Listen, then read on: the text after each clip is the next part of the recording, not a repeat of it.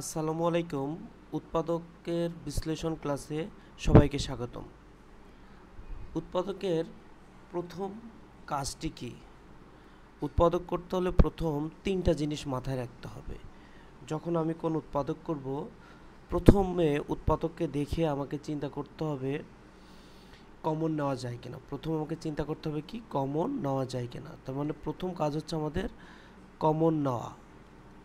যদি কোনো কারণে কমন না যায়, তাহলে আমাদের দ্বিতীয় একটা পদ্ধতি অ্যাপ্লাই করতে হবে, সেটা হচ্ছে সূত্র প্রয়োগ। কোনো কারণে সূত্র প্রয়োগ যদি না করা যায়, তাহলে আমাদের লাস্ট যে পদ্ধতি সেটা হচ্ছে মিডল টার্ম।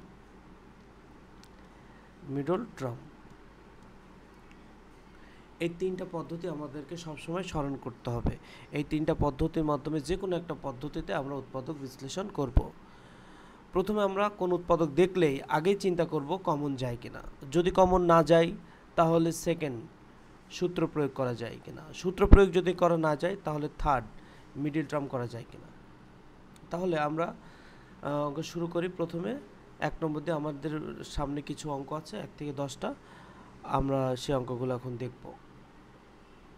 আমাদের 1 নম্বর অঙ্কটা খেয়াল করি। 1 নম্বর অঙ্ক বলছে, দেখো x² plus xy plus zx plus yz। এটা একটা অঙ্ক, একটা বীজগাণিতিক রাশি।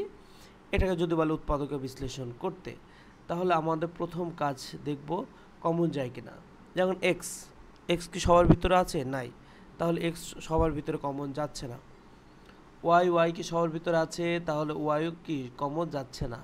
z কি সবার ভিতরে আছে? সবার ভিতরে নেই। যেমন প্রথম পদ, দ্বিতীয় পদ, প্রথম পদ, দ্বিতীয় পদ, তৃতীয় পদ, চতুর্থ পদ, কোনো পদের ভিতরে কোনো সংখ্যা সব পদের ভিতরে নেই। তাহলে আমাদের কি করতে হবে? এখন চিন্তা করি দুইটা করে কমন নেওয়া। যেমন এই দুইটা পদের মধ্যে অবশ্যই x আছে, তাহলে আমি যদি x কমন নেই, x² থেকে একটা x চলে যায়, তাহলে এখানে থাকে হচ্ছে x চলে যায় কি পদ্ধতিতে? ভাগ পদ্ধতিতে। মানে x² কে x দিয়ে যদি আমি ভাগ করি, তাহলে কাটাকাটি করে এখানে একটা x থাকে, এই xটা বসলো।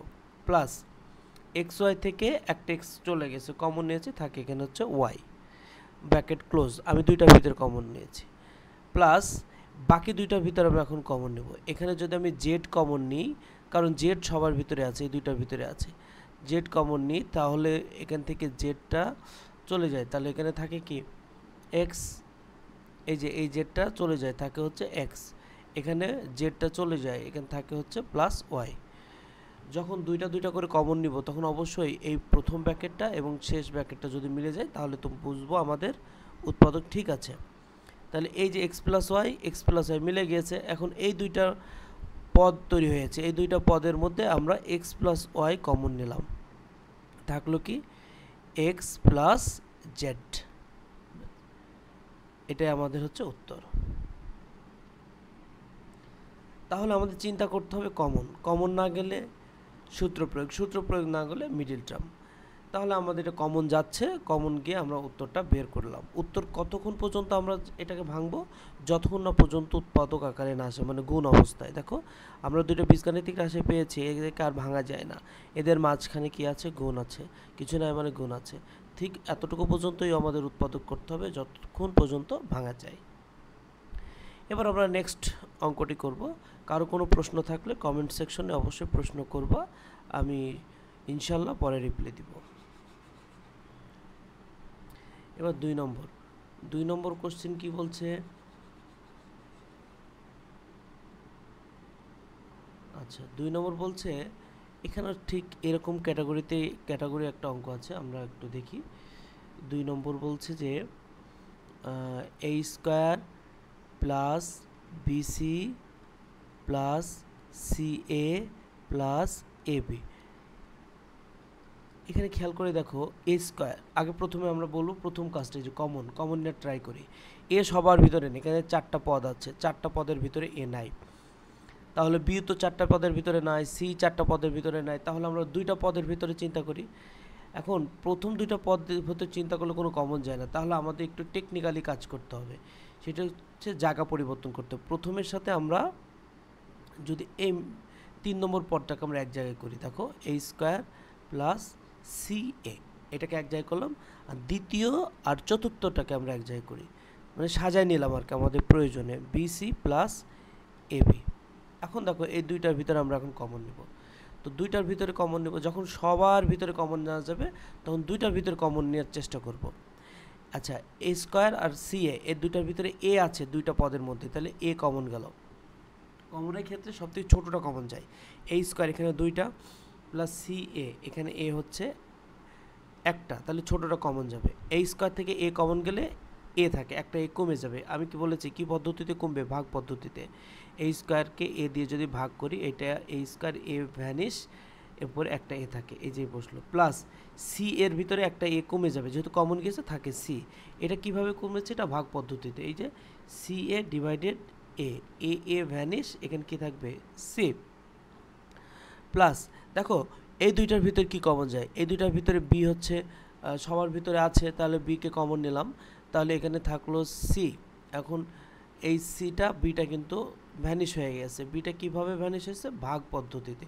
এটা সবাই মনে রাখবে, বিয়োগ পদ্ধতিতে কিন্তু ভ্যানিশ হয় নাই। তাহলে এই বি ভ্যানিশ, এখানে হচ্ছে সি প্লাস এবি, এবির মধ্যে বি কমন চলে গেছে, তারপরে বি ভ্যানিশ, তাহলে এখানে থাকে এ। তাহলে খেয়াল করে দেখো, এ প্লাস সি আর সি প্লাস এ, দুইটা সি প্লাস আর এ প্লাস সি, এই দুইটা ব্র্যাকেট সেম। একটু উল্টা আসছে, এ প্লাস আর সি প্লাস, এটা একই কথা। তো এই দুইটা ব্র্যাকেট সবসময় যদি তোমরা দুইটা করে কমন নাও, তাহলে তৃতীয় নম্বরে যে দুইটা ব্র্যাকেট আসবে, এটা দুইটা সবসময় সেম হবে। যদি সেম হয় তাহলে বুঝবো তোমার সাজানো বা কমন নেওয়া ঠিক আছে। তাহলে এ প্লাস সি আর সি প্লাস এ, সি প্লাস এ প্লাস সি একই কথা, এর মধ্যে একটা কমন যাবে, এ প্লাস সি। আচ্ছা, এই দুইটার ভিতরে একটা যদি কমন যায়, তাহলে থাকে হচ্ছে এখানে কমন চলে গেলে এখান থেকে এ, আর এটা তো কমন চলে গেছে, তাহলে এখান থেকে কি? বি। এটা হচ্ছে অ্যান্সার।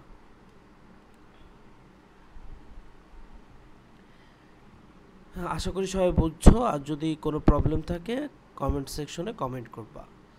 এবার চলো 3 নম্বর। আচ্ছা, 3 নম্বরে আমরা যে অঙ্কটি দেখতে পাচ্ছি, সবাই মনোযোগ দিয়ে অঙ্কটি দেখো, আমি 3 নম্বরটা করার চেষ্টা করছি। দেখো, আচ্ছা 3 নম্বর বলছে, আমরা অঙ্কটা তুলি আগে। হ্যাঁ, A B P x plus Q Y plus A square Q X plus B square P Y. এখানে প্রথম কাজ হচ্ছে আমরা এ বি এটা গুণ করে দিব, বা এখানে তুমি যদি এ বি কমন নাও, চিন্তা করে দেখো, এ বি যদি কমন নাও, থার্ড আর ফোর্থ কোনোভাবেই p x plus Q y আসছে না, তাহলে আমাদের কাজ কি? প্রথমে আগে কমন গুণ করে দিই। দেখো, গুণ যদি করো এ বি পি এক্স, মানে A B R P x গুণ করলে এ বি পি এক্স, তাহলে এ বির সাথে এবার কিউ ওয়াই গুণ করলে A B Q Y, plus third পদটা কোনো পরিবর্তন হবে না, শেষের পদটাও কোনো পরিবর্তন হবে না। এবার সাজাও, কারণ সবার ভিতরে কোনো কিছু কমন যায় না, তাহলে আমাকে দুইটা করে সাজাতে হবে। এখন চিন্তা করো, এ বি পি এক্স এই প্রথম পদের সাথে কাকে নেওয়া যায়? একটু চিন্তা করে দেখো তো। তুমি যদি এ বি পি এক্স প্রথমটার সাথে আমি শেষেরটা নিই, ওকে, প্রথমটা আর এই যে শেষেরটা নিই, দেখি কিভাবে দুইটা ব্র্যাকেট যদি সেম হয় তাহলে বুঝবো আমাদের অঙ্ক ঠিক আছে। B square P Y plus second আর থার্ড এই দুইটা একসাথে লিখলাম, A B Q Y plus A square Q X. এখন দেখো, এই দুইটার ভিতরে আমরা এখন কমন নিব। এই দুইটার ভিতরে প্রথম কমন যাচ্ছে কি বলতো? বি স্কোয়ার, এখানে বি, একটা বি কমন যাবে, এখানে পি, এখানেও পি আছে, প্রথম পদেও পি আছে, দ্বিতীয় পদেও পি আছে, একটা করে আছে, আর কমন যায় না, বিপি কমন গেল।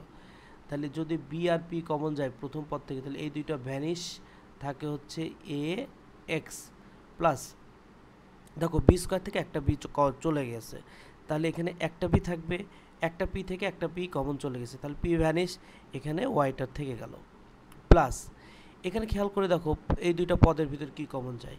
এ সবার ভিতরে আছে, তাহলে আমি এ কমন নিই। দেখো বি কিন্তু সবার ভিতরে নাই, তাহলে বি নেওয়া যাবে না। কিউ সবার ভিতরে আছে, তাহলে কিউ কমন নিলাম, আর ওয়াই এক্স এই দুইটা তো ভিন্ন, তাহলে এ আর কিউ যদি এখান থেকে কমন চলে যায় থাকে হচ্ছে বি আর ওয়াই, তাহলে বি ওয়াই। ঠিক আছে, এখানে এই স্কোয়ার থেকে দেখো একটা এ কমন চলে গেছে, এই যে কমন চলে গেছে, তাকে এখানে একটা এ থাকে, আর কিউ থেকে কিউ কমন চলে গেছে, এখানে এক্স থাকে। দেখো এই দুইটা ব্র্যাকেট মিলছে কিনা, A X plus B Y, B Y plus A X, দুইটা একই কথা, আগে পরে লেখা আছে, বাট প্লাস তো, যেমন 2 প্লাস 5 7, 5 প্লাস 2 7, একই কথা, এটা কোনো পরিবর্তন নেই। তাহলে এই দুইটা ব্র্যাকেট থেকে আমরা একটা লিখব উত্তর হিসাবে। তাহলে প্রথম আমরা এ এক্স প্লাস বিওয়াই এটা পেলাম দুইটা ব্র্যাকেট থেকে একটা। এখন এই তো ব্র্যাকেটটা কমন চলে গেছে, থাকলো হলো বিপি, তাহলে বিপি থাকলো, এটা তো কমন চলে গেছে তাই না, তাহলে প্লাস এ কিউ, প্লাস এ কিউ, এটাই হচ্ছে অ্যান্সার। আশা করি তোমরা বিষয়টা বুঝেছো। যদি কোনো প্রশ্ন থাকে প্রশ্নের নাম্বার উল্লেখ করে তোমরা কোশ্চেন করবা কমেন্ট সেকশনে। তাহলে আমরা মোটামুটি 3টে অঙ্ক করলাম, আমরা পরবর্তী অঙ্ক পরবর্তী পর্বে করব, তোমরা নেক্সট পর্ব জন্য অপেক্ষা করো। ধন্যবাদ সবাইকে।